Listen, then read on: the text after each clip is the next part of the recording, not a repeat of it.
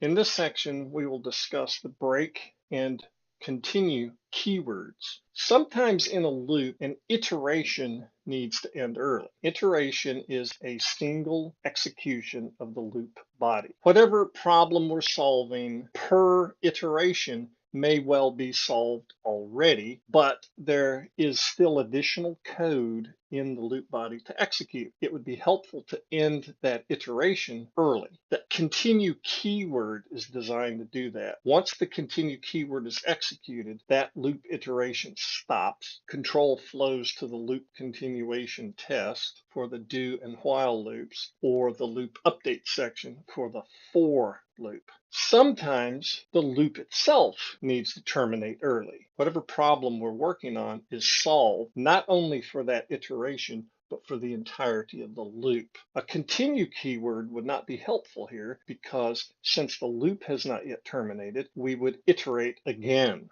The break keyword causes execution to terminate for the controlling structure, in this case, the loop. It'll terminate the loop entirely, and execution begins at this statement that follows the loop. There are some differences here between the loops. We already know that the while loop category, while and for, and the do loop category, do, have a slight difference in how many times the loop body may be executed. While and for will execute the body 0 or more times. The do loop will execute it 1 or more times. The continue keyword works slightly differently with the while and the for. When a while loop executes a continue keyword, execution flows to the loop continuation test. The loop update section will not have been executed. That may lead to an infinite loop. So if a continue keyword needs to be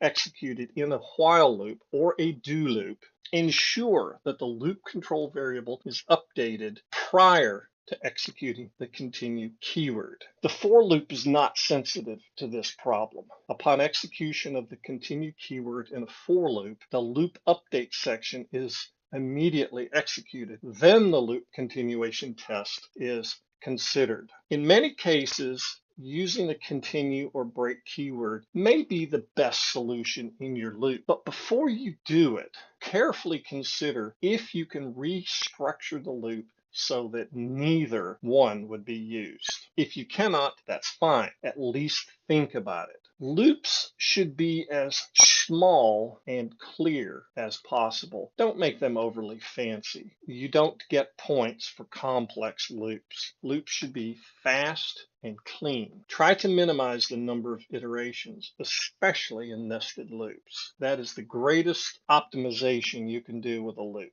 is to minimize the number of times it has to repeat execution of that loop body.